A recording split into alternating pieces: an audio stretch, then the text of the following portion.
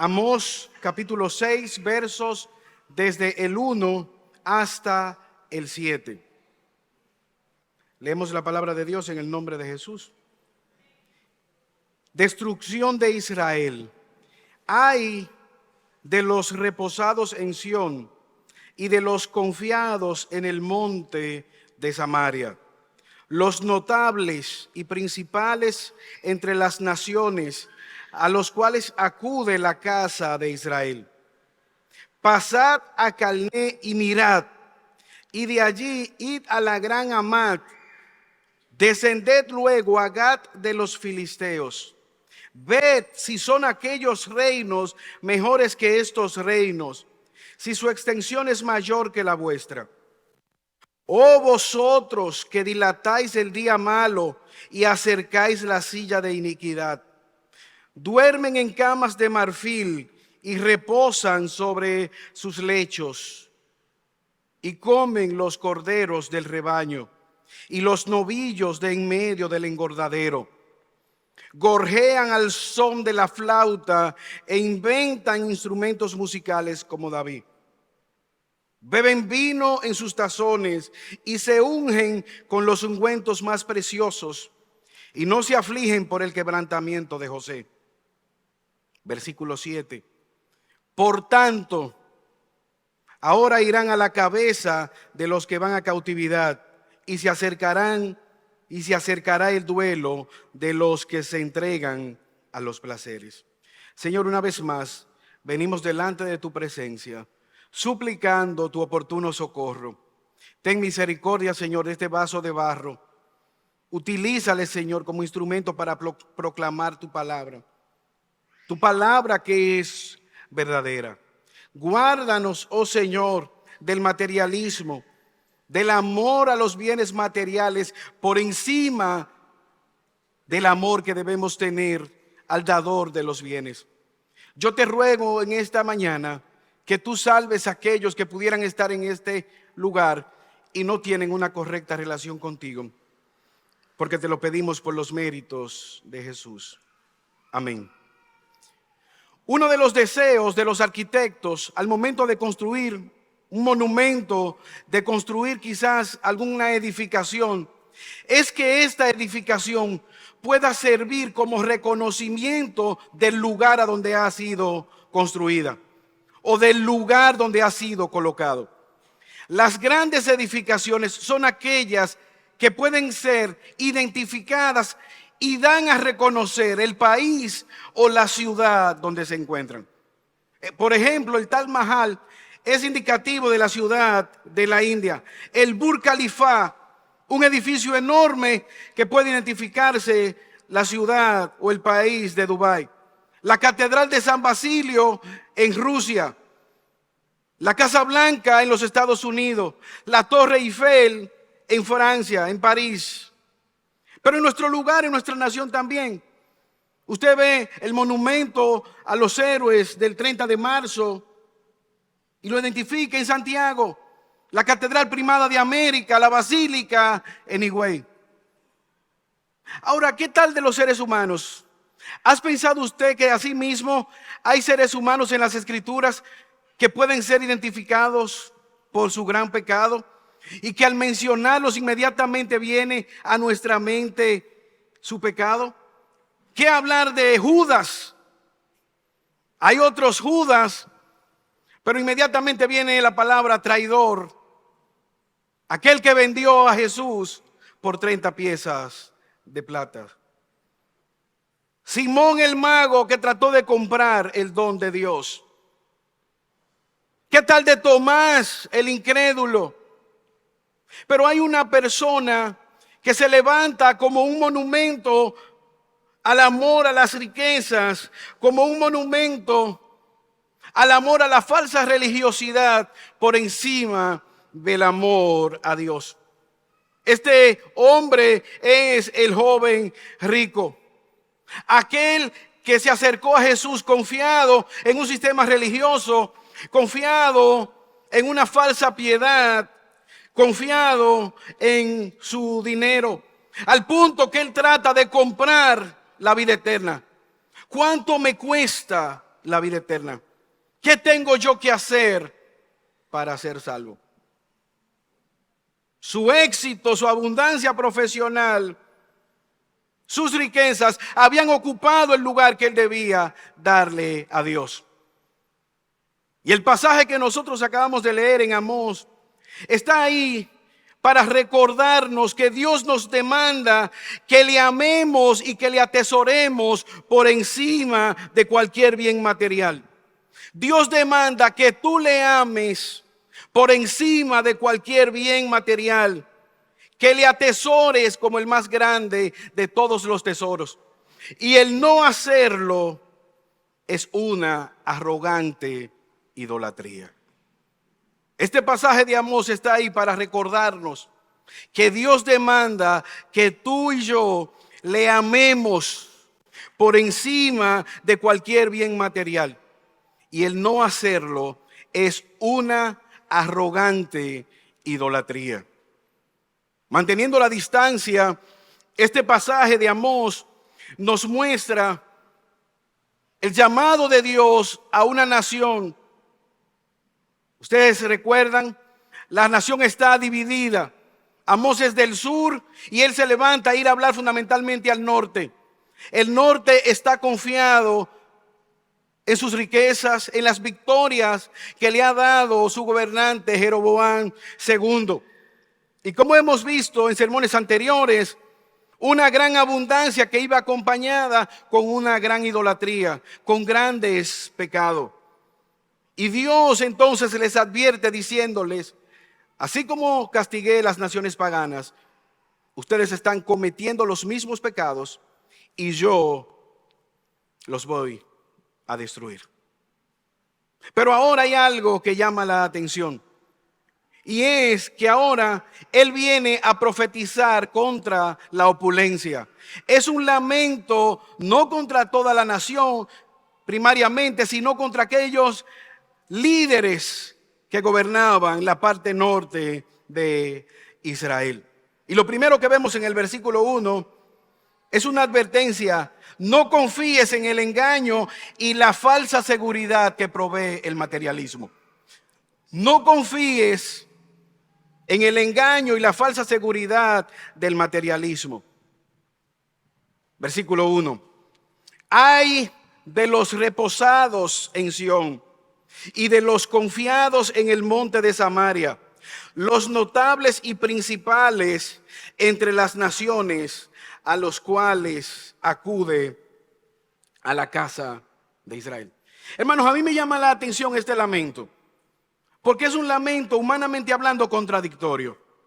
Amós está diciendo: ay de aquellos enriquecidos, ay de aquellos que están acomodados, hay de aquellos que no tienen ninguna necesidad económica, hay de aquellos que están bien, de estos gobernantes que no tienen ninguna necesidad.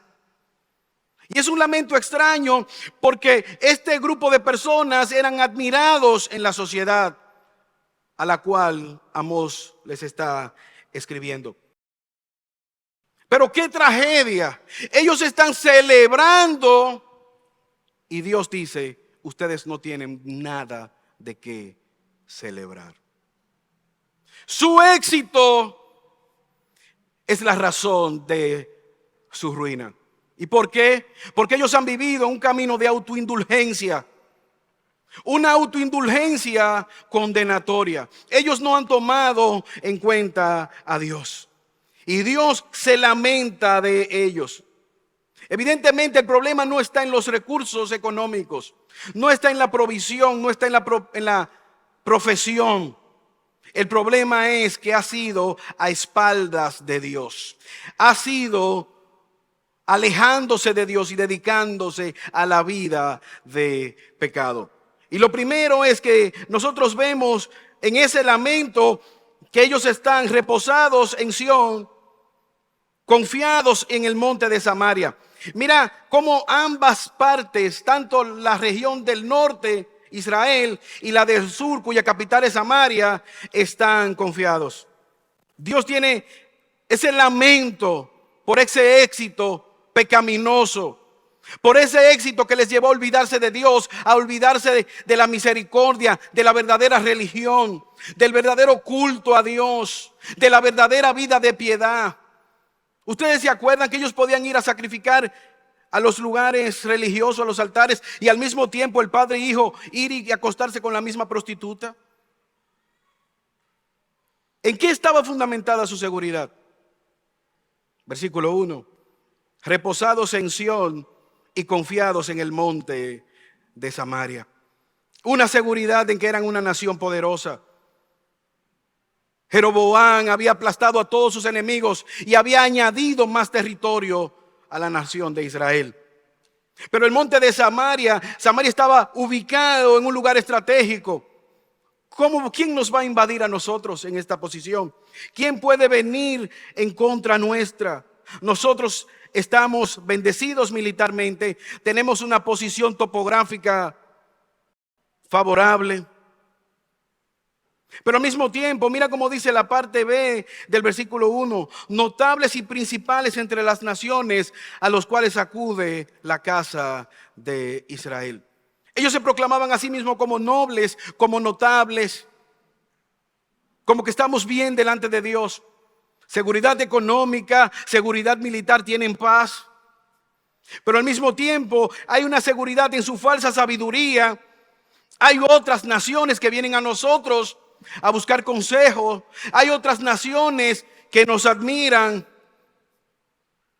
Somos sabios, tenemos paz, tenemos recursos económicos y por lo tanto estamos bien delante de Dios. Falsa seguridad en sus provisiones. Hermanos, ¿usted se acuerda una enfermedad llamada COVID-19? ¿Le viene a la mente algo? Vagamente quizás. ¿Acuerdan ustedes dónde empezó? China, esos países industrializados. Italia. Una enfermedad que postró a la humanidad. Una enfermedad que puso a la humanidad entera a pedir perdón delante de Dios. Una enfermedad que puso a una mascarilla que usted la pisaba en la calle a costar miles de pesos y no aparecían. El rico era aquel que podía tener una mascarilla.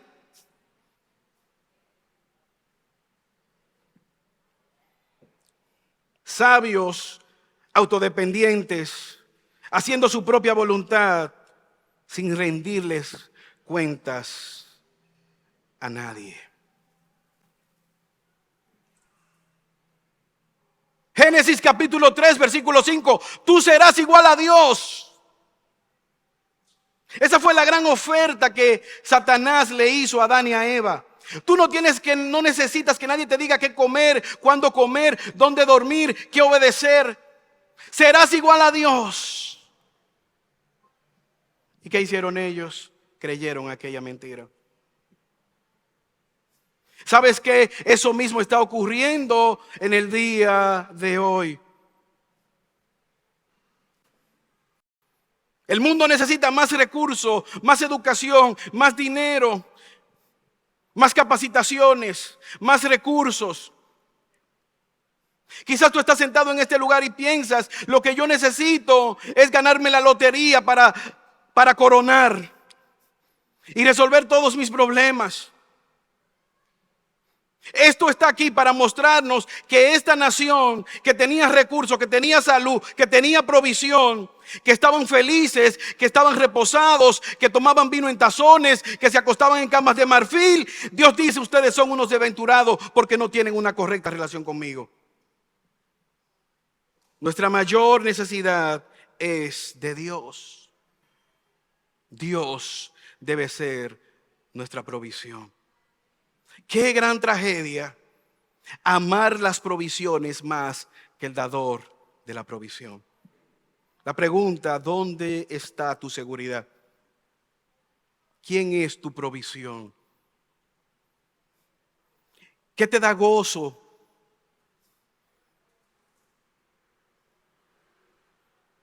que te da esperanza. Pero al mismo tiempo, ¿cómo tú estás viviendo a la luz de estas verdades? ¿Estás tú viviendo en un camino de autoindulgencia? Yo hablaba con alguien que me decía que a veces se acuerdan cuando van a hablarle de la palabra. No, háblenme con la palabra. Pero cuando le mencionaron la palabra, dicen, no, espérate. Ya no siga leyéndome la palabra. Nos agrada la palabra de Dios siempre que sea favorable. Este pueblo está rechazando la voz del profeta porque Dios no me puede decir nada. Están en un camino de autoindulgencia. Hermanos, si pudiéramos definir la sociedad del día de hoy, es una sociedad muy parecida a los días de Amós. Es una sociedad autoindulgente. Es una sociedad individualista que asume solamente sus propias necesidades sin ver lo que está pasando a los demás. Amós les está reclamando a estos principales porque la nación va a una guerra civil. La casa de José más adelante se va a dividir, pero ellos están cómodos en sus lugares establecidos sin tomar en cuenta la voluntad de Dios. Qué parecidos somos nosotros al pueblo de Amós, de que pensar que porque estamos bien económicamente, que porque tenemos salud, que porque nada malo nos está pasando, estamos bien delante de Dios. Todo lo contrario. Amós le dice, no confíen en el engaño de la falsa seguridad del materialismo. Pastor, yo no estoy confiando en materialismo, yo no amo la riqueza, pero si tú estás entristecido a causa de tu pobreza, cuidado, porque puede ser por amor a las riquezas. Esto no tiene que ver con monto de dinero, esto no tiene que ver con clase social, esto tiene que ver con una confianza donde no debe estar puesta.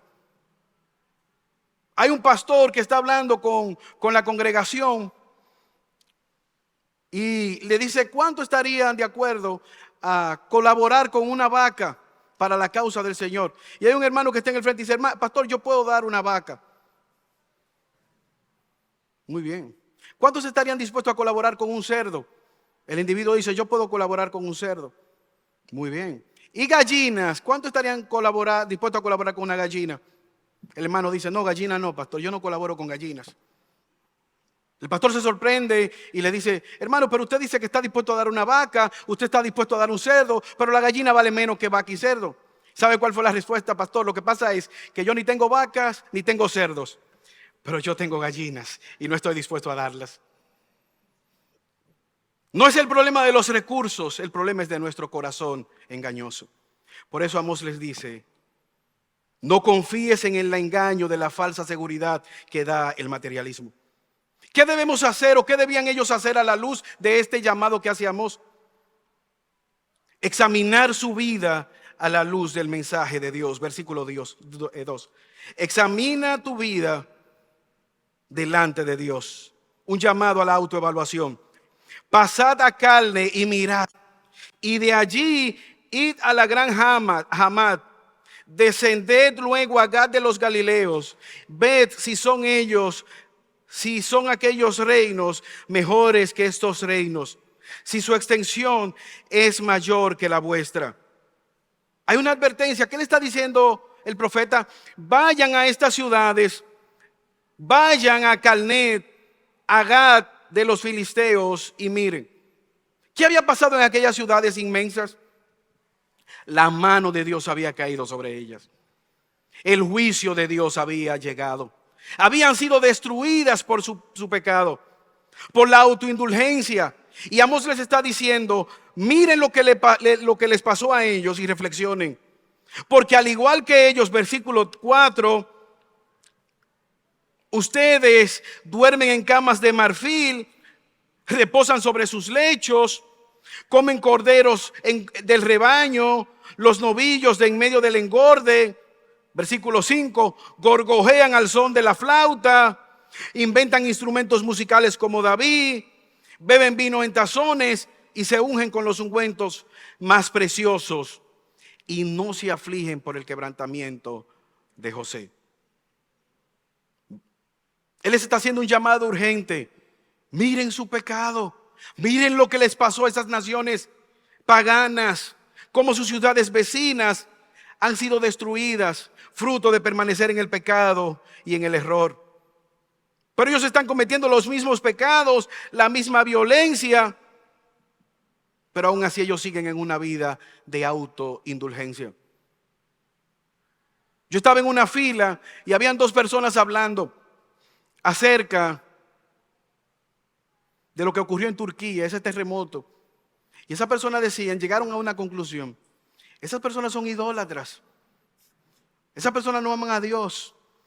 Dios le mandó ese juicio y lo destruyó. Pero nosotros no. Nosotros somos una nación buena delante de Dios. Y yo reflexionaba y decía, ¿realmente nosotros somos una nación buena? ¿Realmente nosotros en la ciudad de La Vega, en sentido general, somos una nación buena? ¿Realmente ustedes están olvidando lo que pasa aquí en febrero? Las orgías, las celebraciones, el diablódromo.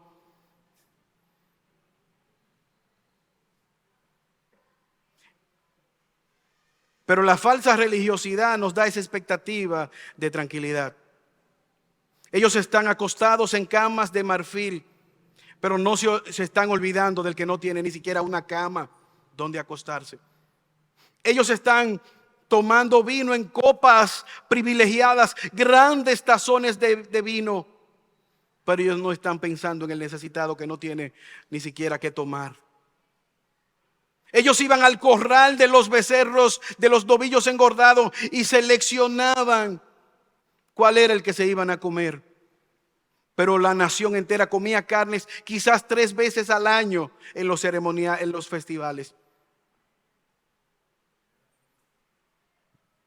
Y como dije anteriormente, el llamado al evangelio no es comunismo, no es socialismo. Nosotros vemos en la iglesia primitiva que aquellos que tenían abundancia vendían propiedades y la traían a los apóstoles para que ellos cubrieran las necesidades de los necesitados. Pero al mismo tiempo habían personas ricas que tenían casas que la prestaban para que el pueblo se congregara en ella. Nidia, la vendedora de púrpura, Teófilo en el Nuevo Testamento, Jairo, eran personas ricas. Zaqueo era un hombre también sumamente rico. Cornelio era un creyente rico, pero que amaba más a Dios por encima de las riquezas. ¿Puedes tú en esta mañana pensar en tu condición? Porque ¿sabes qué? Isaías capítulo 6, cuando el profeta ve el pecado de la nación, cuando el profeta ve la gloria de Dios manifestada, él hace 3 cosas. Se acuerda de su propio pecado y clama a Dios por misericordia. Se acuerda del pecado de la nación donde él estaba y clama a Dios por misericordia. Pero también él puede postrarse delante de Dios y pide por misericordia. Cuando nosotros vemos la palabra de Dios, el anuncio del juicio de Dios debe producir en nosotros una reflexión. Es lo que está haciendo el profeta. Mira lo que les ocurrió a las naciones que pecaron. Ustedes están cometiendo su mismo pecado, la avaricia, y no están reflexionando. No están pensando en las necesidades de los demás. ¿Sabes qué? Cuando una persona se arrepiente, lo que ha hecho es que ha visto su propio pecado a la luz de la santidad de Dios.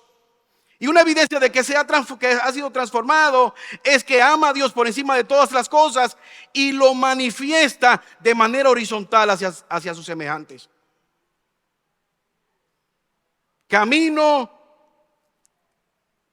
a un juicio, camino a una guerra civil, y los principales acomodados no están tomando en cuenta.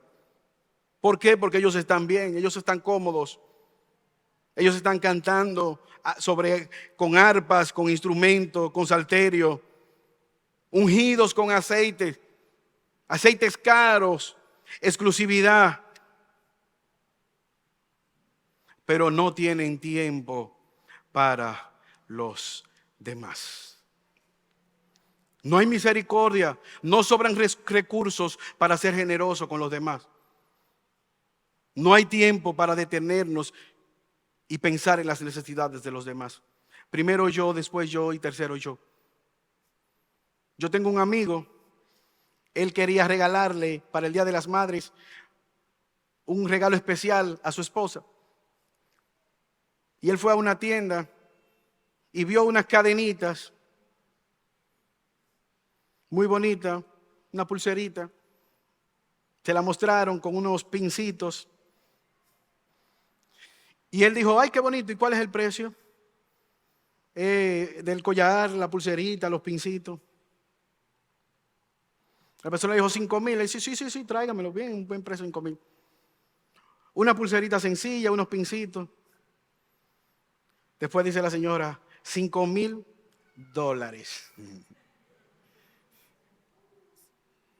Y él dijo, no, vamos a dejarlo ahí, déjelo ahí, por favor.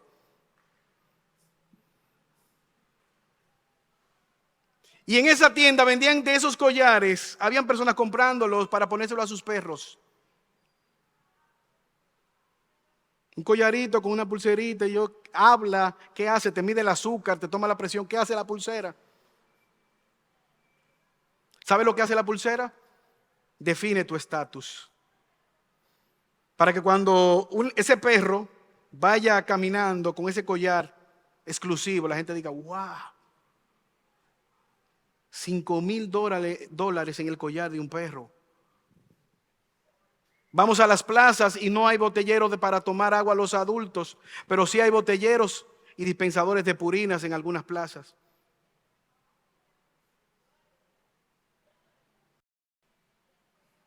No pensar en las necesidades de los demás. No tengo tiempo, no tengo recursos, no tengo nada para yo compartir con los demás. Estos líderes prominentes debieron ser un ejemplo y motivar al pueblo a volverse a Dios. Pero ellos habían fracasado en eso. Ahora, cuando nosotros pensamos en esto, vemos quizás en otros, wow, si fulano estuviera aquí, si aquel que es avaro estuviera aquí en esta mañana. Pero Dios te habla a tu corazón. Porque el pueblo de Dios es un pueblo que se caracteriza por la generosidad. Todo creyente en el siglo I tenía garantizadas las 3 comidas en la iglesia primitiva. Estaban pendientes de las necesidades los unos a los otros. No solamente los pastores, los líderes de la comunidad que tienen que estar pendientes de las necesidades de todo el mundo. Son seres humanos falibles. Los pastores de esta congregación somos pecadores falibles. Los líderes también, los diáconos. Si tú estás viendo alguna necesidad, quizás Dios te la está mostrando para que tú puedas suplir esa necesidad. No para salir a buscar quien venga. Quizás deberíamos orar, Señor, ayúdame a ver la necesidad de alguien para poder suplir, para poder ayudar. Este no era el caso de los líderes. Ellos estaban confiando más en sus posesiones, en la seguridad que le daban sus recursos, que en el Dios dador de los recursos. ¡Qué tragedia! Y nosotros podemos ver eso como malo, pero podemos nosotros caer en ese pecado. Olvidarnos de dónde ha venido nuestra provisión. Olvidarnos quién es el sustentador. Yo recuerdo en mi casa hace unos días, yo había comprado unos chocolates para mis sobrinos. Entonces, no sé qué pasó, pero mi sobrina más pequeña ya quería el chocolate que tenía Josías. Yo le dije, dáselo. Josías dijo, no, este es mío. Yo le dije, pero mira, yo te voy a mandar ahora a comprar, además te voy a regalar 2 chocolates. Y él dijo, no, como buen dominicano, dijo, pensó, lo tragado es seguro. Yo le enseñé el dinero y le dije, mira, yo tengo dinero, Yo fui que te lo regalé. Yo le pregunté, ¿quién te lo regaló? Tú. Mira el dinero para llamar. Dáselo a tu hermana, te voy a dar 2. Pero fui yo que te lo regalé, sí. Dáselo a tu hermana. Va a venir la provisión, otra provisión mayor. Compártelo. Hermanos, así somos nosotros. ¿Quién nos proveyó? Dios. ¿Quién seguirá proveyéndonos? Dios. ¿Quién es el que nos garantiza la salvación, la vida eterna y todo nuestro sustento? Dios. Si Él alimenta a las aves de los cielos, ¿no nos alimentará a nosotros? Si Él provee para los lirios del campo en su belleza, ¿no nos va a sostener de sustento, de alimento, de vestidura a nosotros?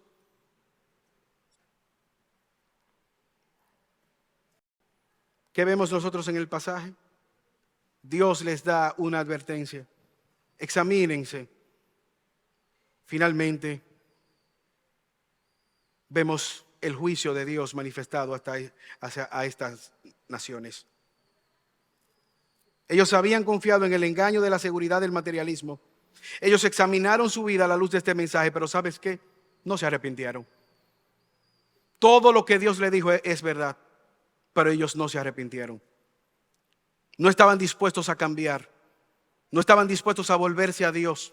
No estaban dispuestos a confesar su pecado. Por lo tanto, ellos serán llevados al cautiverio. Y aquí vemos un principio. Piensa en el juicio venidero y arrepiéntete de tus pecados. Piensa en el juicio venidero y arrepiéntete de tus pecados. Versículo 7. Por tanto, ahora irán a la cabeza de los que van a cautividad y se acercará el duelo de los que se entregan a sus placeres. Dios dice, ante la falta de arrepentimiento de ustedes como nación, ante la falta de buscarme a mí como la fuente de su seguridad, como la fuente de su prioridad, como la fuente de su provisión, ustedes irán a la cabeza.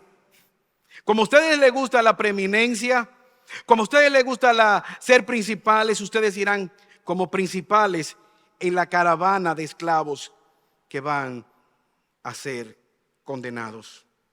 Versículo 7. Por tanto, ahora irán a la cabeza de los que van a la cautividad y se acercará el duelo de los que entregan a los placeres. Sus fiestas se acabarán, su seguridad se terminará, su falsa confianza será exterminada, su descanso terminará. Segundo libro de Reyes, acompáñame allá, capítulo 24, verso 11.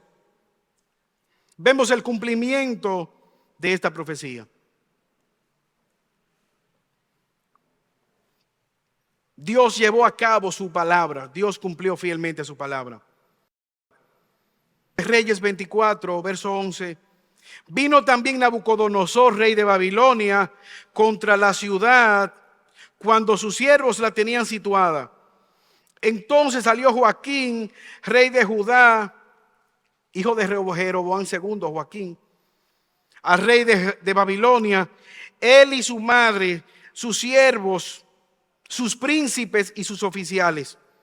Y lo prendió el rey de Babilonia en el 8º año de su reinado. Mire cómo salieron. Versículo 13. Y sacó de allí todos los tesoros de la casa de Jehová y los tesoros de la casa real y los rompió en pedazos. Tomó todos los utensilios de oro que había hecho Salomón, rey de Israel, en la casa de Jehová, como Jehová había dicho.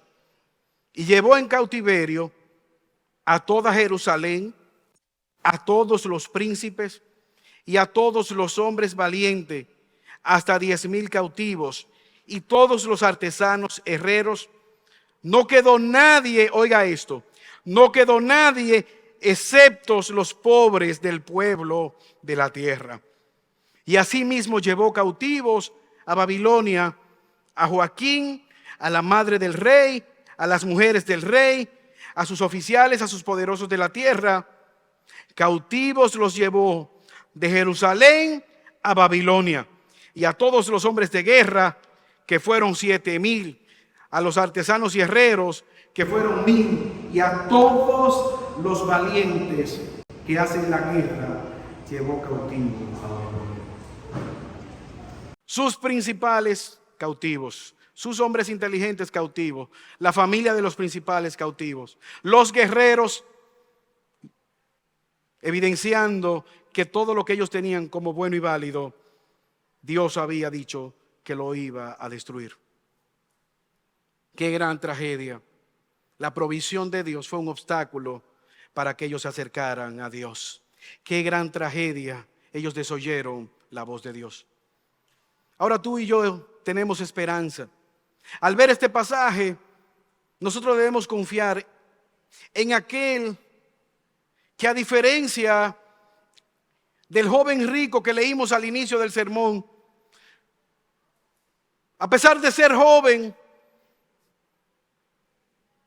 33 años de edad, a pesar de ser sumamente rico, dueño de todo cuanto existe, visible e invisible, a pesar de tener toda la eternidad, todas las riquezas, de tener plena comunión con Dios, a pesar de ser perfecto y no necesitar nada ni a nadie, voluntariamente, como dice el apóstol Pablo en 2 Corintios capítulo 8 versículo 9, siendo rico, por amor se hizo pobre. Y la razón fue para que a través de su pobreza nosotros podamos ser enriquecidos. Siendo perfecto, se humilló, se sacrificó, fue ungido, no simplemente con ungüentos costosos por una mujer de mala reputación, pero fue ungido no para presumir la fragancia del perfume, sino que fue ungido para la sepultura, para representarnos a nosotros en la muerte. Se le negó hasta un lugar donde nacer, para que tú y yo podamos tener esperanza y vida eterna. Jesucristo, el Hijo de Dios, no escatimó toda su riqueza, toda su sabiduría, y Él ha venido a rescatarnos, a llamarnos en fe y arrepentimiento para que podamos seguirle e imitar sus pisadas. Pero lo que necesitamos es que Dios transforme nuestros corazones, porque así mismo la palabra de Dios nos habla de un hombre rico, poderoso, llamado Zaqueo, principal de los cobradores de impuestos, pero que cuando fue llamado por Dios, cuando Jesús le dijo, hoy es necesario que yo vaya a tu casa a comer, él fue convicto de pecado y se paró y dijo, la mitad de mis bienes lo doy a los pobres y puedo restituir a aquellos que he defraudado. Mi confianza estaba en las riquezas, mi confianza estaba en mis posesiones, pero ahora yo tengo una riqueza mayor, mi Salvador Jesucristo. Cristo es el tesoro, hermanos. Cristo lo vale todo. Cristo es el Cordero. Cristo es nuestra esperanza, el que vino a rescatarnos de nuestra perdida manera de vivir para llevarnos al Padre. Cristo es la esperanza en un mundo que está en tinieblas. Él es la luz del mundo. Él es el camino en medio de las dudas e inseguridades que tenemos al caminar en esta tierra. Cristo debe ser el mayor tesoro. Por lo tanto, Dios demanda que le amemos y le atesoremos por encima de todas las cosas. Y el rechazarlo a Él es una idolatría arrogante. Por eso una vez más te ruego, no confíes en el engaño de las provisiones. Examina tu vida a la luz de estas verdades y piensa en el juicio venidero y arrepiéntete de tus pecados. Señor, gracias por tu palabra. Gracias porque ellas nos dan esperanza. Ellas nos ayudan en medio de un mundo que te ha dado la espalda a mirar a ti. Ayúdanos a recordar que tú eres el tesoro. Líbranos de esa autoindulgencia que nos lleva a pensar y amar más en los bienes terrenales que en el dador de los bienes. Ayúdanos, oh Señor, porque te lo pedimos por Jesús. Amén. Dios le guarde.